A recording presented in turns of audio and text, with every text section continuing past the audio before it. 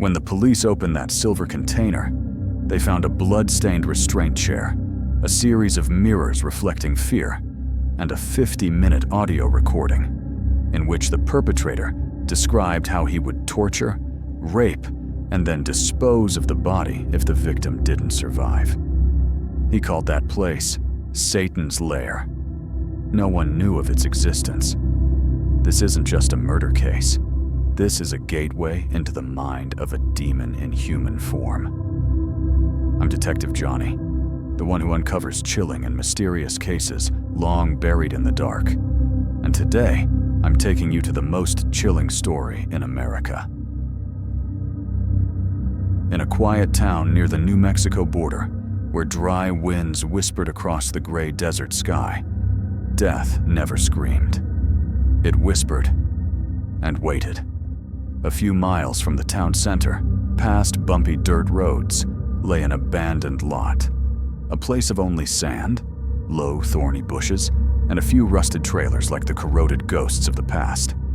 Lying silently amidst that wreckage, a faded silver container seemed forgotten by time. No license plates, no traces, no reason for anyone to pay attention. But if anyone was curious enough to approach, and brave enough to open that heavy iron door, what they would discover wasn't a storage facility for goods. It was hell.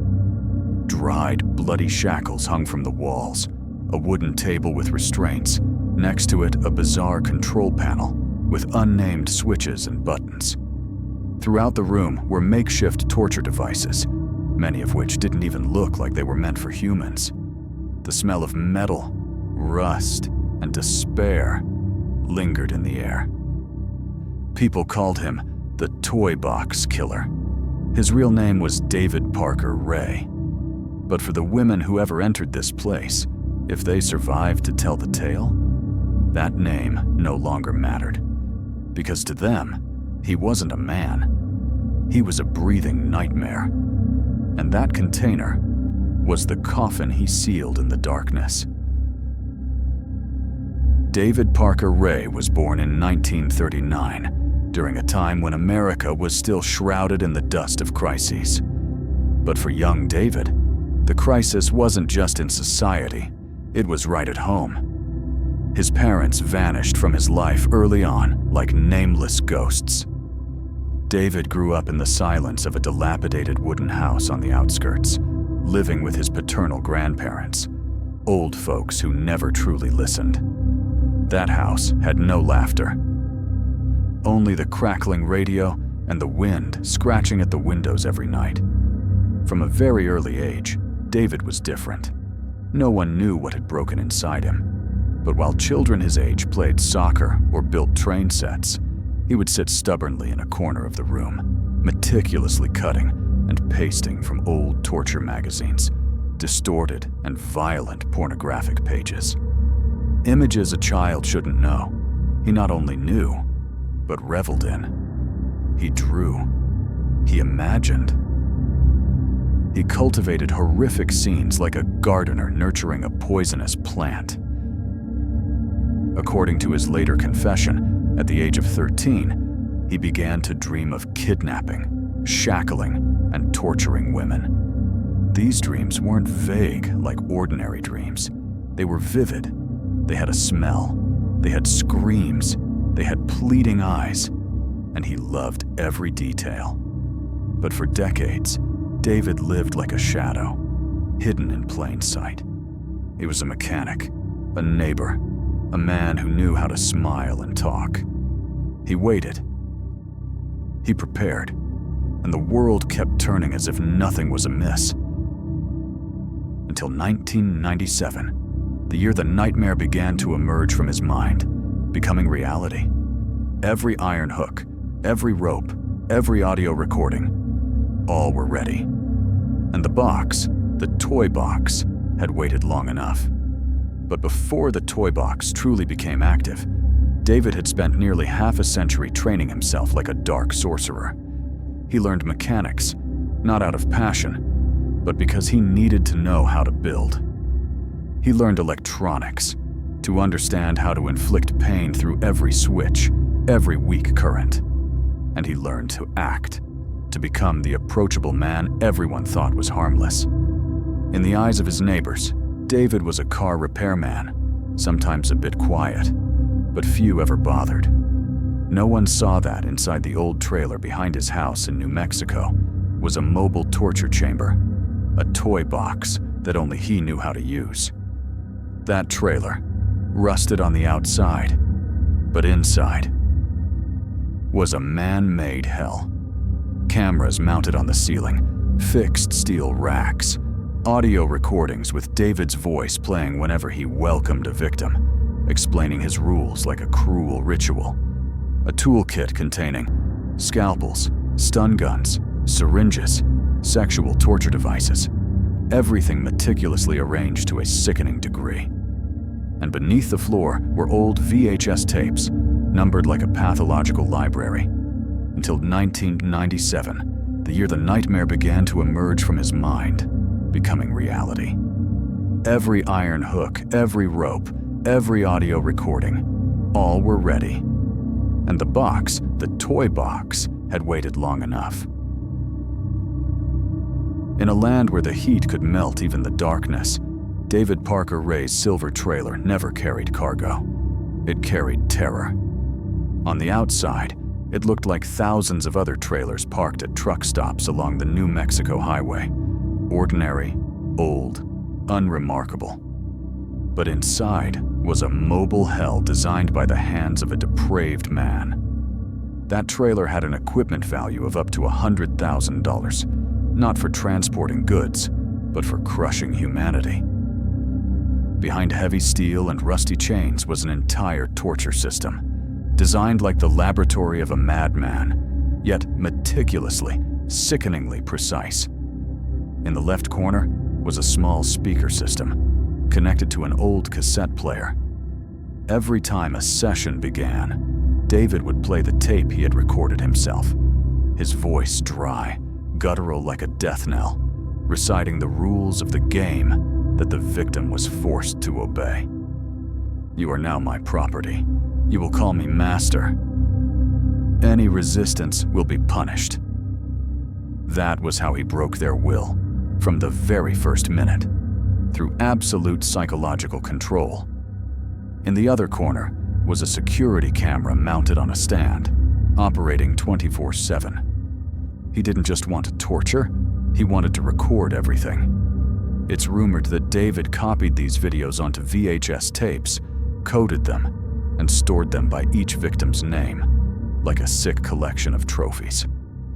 Beneath a dusty canvas was a wooden filing cabinet, inside which were detailed notebooks, date, time, victim's name, if known, method of torture, reactions, and endurance level. He evaluated each person like an experimental subject. Some pages bore dried bloodstains, blurred fingerprints. He wrote with his left hand, but his handwriting was disturbingly neat and uniform. The most uniquely horrifying thing in the toy box wasn't the torture instruments. It was the mirror system. They were arranged at every angle. Walls, ceiling, even a convex mirror on the floor, so that wherever the victim turned, they would see themselves. They couldn't hide. They couldn't close their eyes to the reality. They were forced to look at their own bodies slowly being destroyed. A brutal psychological torment that only those who truly understood how to break a mind could conceive of. The trailer didn't move much, but every time it rolled, it was a lurking trap. Sometimes David drove it to an empty lot. Other times, he parked it right behind his house. No one noticed. No one asked. And while the whole town slept, he worked.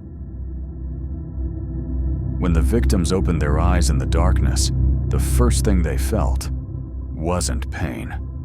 They didn't know where they were. They didn't remember what had happened. They just felt cold, bound, and the air was thick with the scent of oil, old sweat, and something very much like fear. The space around them was suffocatingly silent. No light, no sound except their own breathing. Each inhale meant swallowing the metallic, bitter taste of unease. a sound emerged. Not a direct human voice, not a scream, but the distinctive hiss of an old cassette tape playing through a speaker mounted on the metal ceiling. And his voice, deep, monotone, as if lecturing a class on hell, resounded in the enclosed space. If you are hearing this recording, it means you are securely tied. A second of silence, not from hesitation, but seemingly deliberate, allowing the listener to absorb each word like acid seeping into the skin. You will be here for days, weeks, or longer. It all depends on you. His voice carried no emotion, no anger, no pity, only emptiness. The chilling detachment of a man who practices murder as a daily routine. In that darkness, the woman trembled, not from the cold, but from that voice itself. It didn't roar like a beast, didn't curse like a madman. It was steady, terrifyingly calm, as if this was just another day at work, as if she were merely a piece of material. You won't die quickly. I have things that will make you feel pain, but keep you awake. I want you to remember everything. He said it as if reading a technical description, no different from a mechanic listing car repair tools. A 50-minute nightmare. The tape lasted nearly 50 minutes, and throughout that time, no background music, no pauses, just him, methodically describing each step of torture, each method of rape, each tool to be used, each reaction the victim would experience. First are the restraints. I've checked them thoroughly. You cannot move. Next will be the shock device. Then, the real play begins. Each word was like a drill, bit piercing consciousness. She didn't cry. She didn't scream. Not because she didn't want to, but because her throat was parched with horror, as if every survival reflex in her body had been strangled by his words alone. And toward the end of the tape, his voice lowered, like an eerie whisper. If, unfortunately, you can't bear it and die halfway through, I've also prepared a way to dispose of the body. He said it as if talking about taking out the trash, not a trace of emotion, not a sign of humanity left in his words. When the tape stopped, the room fell silent again. But it wasn't the silence of peace.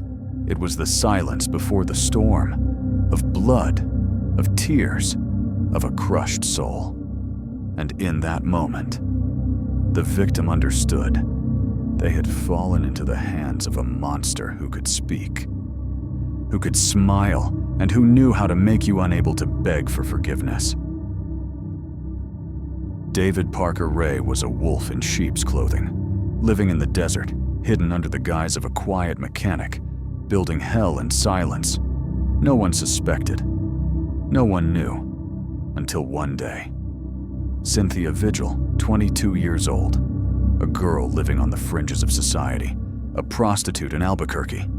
In the eyes of society, she was disposable trash. In David's eyes, she was the perfect target. He abducted her under the dim lights of a motel, at gunpoint, bound, gagged, and brought her back to the Silver Trailer, the place where so many other women had entered and never emerged. For the next 3 days, Cynthia was not just physically tortured. She was plunged into a terrifying loop, waking up each morning to the cold sound of the cassette tape, falling asleep each night in pain. When not being tortured, she was locked naked in a steel cage, monitored by cameras. She lost track of time, of days. Everything blurred under the stark yellow light of the torture chamber. Sometimes David would come and do nothing. He would just watch. And it was that gaze that made Cynthia feel like she was losing her mind.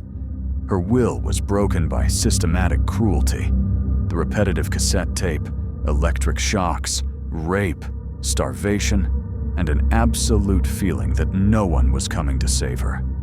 But David made a mistake. He forgot to lock her securely when he left to answer a phone call. Cynthia managed to pick the lock of her restraints with a key hidden in a corner. She didn't think. She only knew that if she hesitated, she would be another corpse. She ran. Naked. Her entire body covered in blood. Her hands still cuffed with metal chains. She didn't know where she was running. She only knew that each step dragged the sound of the chains clanking against the road. Clink, clink, like a clock counting down her life. At one point, she stumbled and fell. Her knees were torn and bleeding, but she didn't dare lie there for long. In her mind, the image of David with his gun and scissors flashed repeatedly like a waking nightmare. She ran past cactus bushes, past rusty metal scraps in the desert. The hot wind lashed her face like fire. Her feet bled, her eyes blurred. Then she saw it, a repair shop, the door ajar, and a few men standing and talking. The rescue amidst the scorching New Mexico sun, she burst out of the desert, running as if each step would make her heart explode. Every sound behind her was an imagined David in pursuit, a knife in his hand, and a distorted smile on his face. She crashed into a repair shop, leaving the stunned mechanics speechless. Then she screamed, hoarse, almost voiceless. "He's going to kill me! Please save me!" Someone called the police. Just minutes later, officers arrived. They didn't know what they were about to see. They only knew Cynthia's eyes were not the eyes of a normal person. They were the eyes of someone who had crawled out of hell. And when they found the place she pointed to, the toy box, the door was opened. Not a vehicle, not a room, but a gateway to hell. And David Parker Ray, the demon of the desert, was finally dragged into the light. After Cynthia's testimony, the police thought they had touched the bottom of the nightmare, but they were wrong. As the investigation expanded, layers of desert dust began to reveal a horrifying truth, far worse than any recorded criminal scenario. This monster didn't operate alone. His girlfriend, Cindy Hendy, a disturbed woman, formerly an alcoholic, became a loyal accomplice. She not only helped David lure and abduct girls, but also directly participated in the sessions. Cindy Hendy was born in 1959, 20 years younger than David Parker Ray. She grew up in Washington State in a dysfunctional family, suffered abuse from her stepfather, was abandoned by her mother, and quickly developed an alcohol addiction as a teenager. No one truly taught her right from wrong. Only instinct for survival, hatred, and a feeling of abandonment nurtured her daily. Cindy had 3 children, but lost custody of all of them due to her dissolute lifestyle. With nowhere to cling to, no future, and no one to love, until she met David. In 1997, Cindy was working at a ski resort in Elephant Butte, New Mexico. There, she met David Parker Ray, an older man, quiet, but with a strange magnetism. Soon after, they started living together. To others, David was a loner. To Cindy, David was a twisted soulmate. He talked about torture, kidnapping, and violent sex. At first, I was shocked, but then I felt excited. Not just listening and accepting, Cindy Hendy actively assisted. With her normal and feminine appearance, she easily lulled victims into a false sense of security, inviting them back to the house or into the trailer. She bound, injected sedatives, and helped David perform the sick rituals.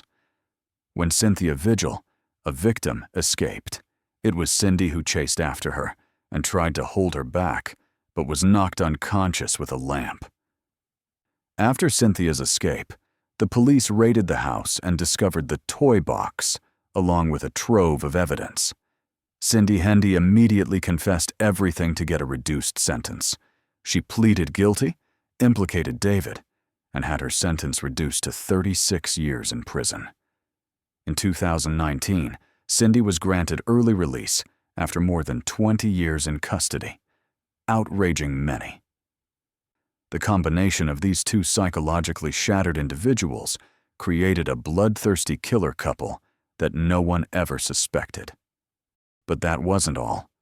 Jessie Ray, David's biological daughter, was also suspected of involvement, at least in a silent, complicit role, or even assisting him in bringing some victims into the toy box.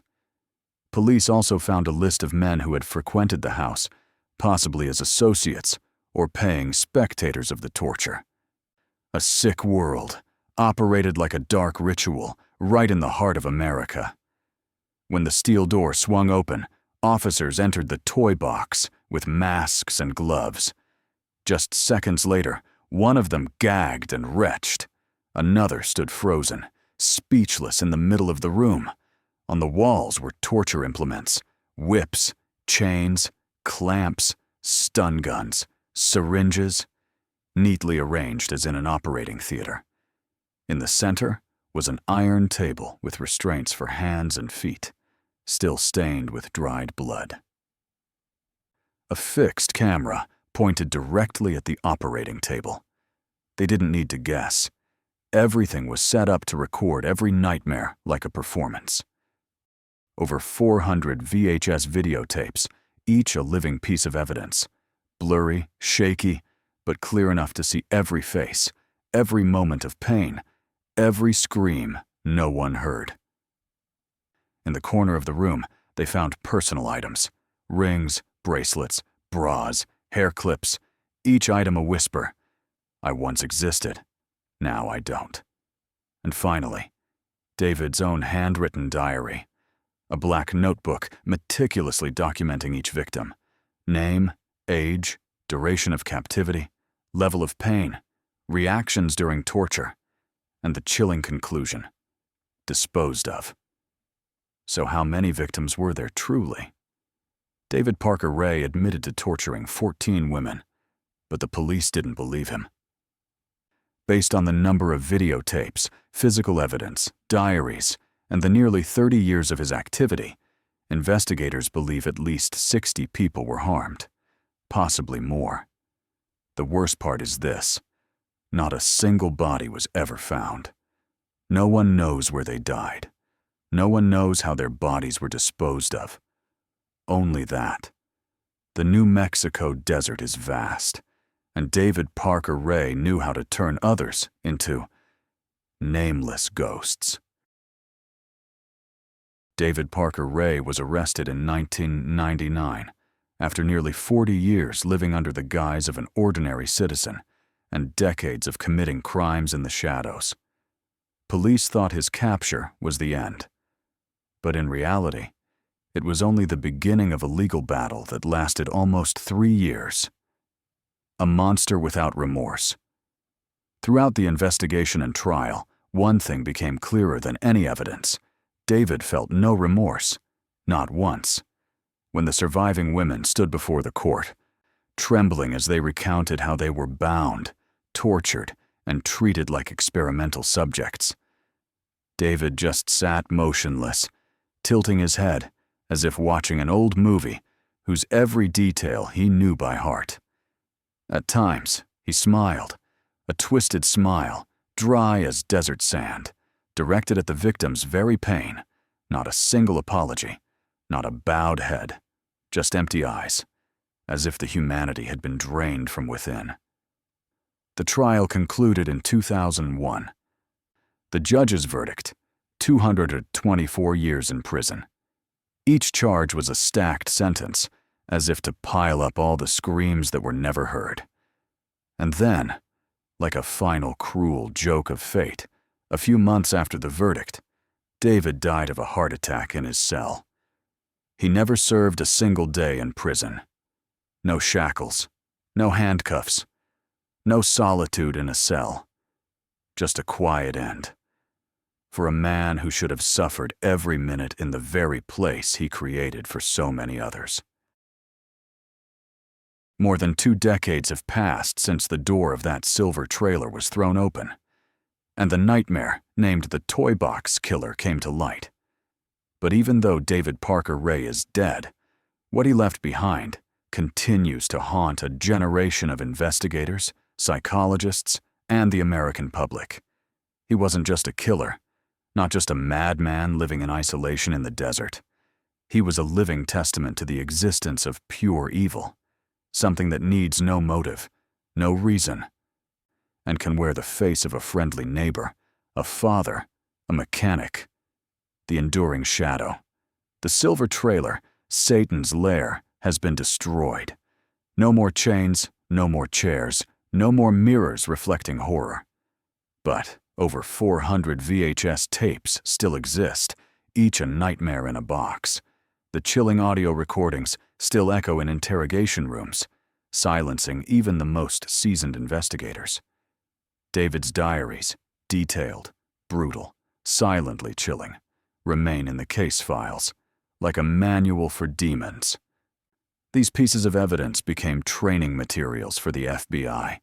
They became subjects of study in criminal psychology, and they became a reminder that monsters can live among us, disguised as ordinary citizens, waiting for the right moment to twist the world into the shape of hell. His name will fade with time, but the nature of the evil he left behind, the silent, calculated, and nonchalant destruction of a human being, will never disappear. That is the legacy of David Parker Ray, a nightmare that America will never truly sleep on. I've followed many cases in my life, bloody files, impulsive killers, lost souls, or simply deranged individuals. But no case has ever sent shivers down my spine as deeply as this one. David Parker Ray didn't kill out of anger, not from losing control, not from an impulse during a drunken night. He did everything with planning, slowly, and with a ruthless coldness. He scripted it like a director, organized the space like an artist of pain, and worst of all, he enjoyed it. Like a hobby, a ritual, a symphony of torture where he was the conductor of the orchestra. That trailer, the toy box, wasn't just a crime scene. It was his own entire world. A world where morality was warped, where people ceased to be people, where even the living were unwilling witnesses to their own pain. What haunts me the most isn't the number of victims. It isn't the prison sentence he never got to serve. But it's the people whose names were erased from history, those who are no longer mentioned, who have no graves, no voices. They were made to vanish, made silent. And perhaps all I, or anyone, can do is tell this story, not to glorify the evil, but so that we never forget. Monsters sometimes don't hide under the bed. They sit behind the wheel. Please like this video, subscribe to the channel, and hit that notification bell so you don't miss any more chilling cases. And if you've ever heard of a strange, unsolved case, leave a comment below. We'll investigate it together. This is Detective Johnny. See you at the next case.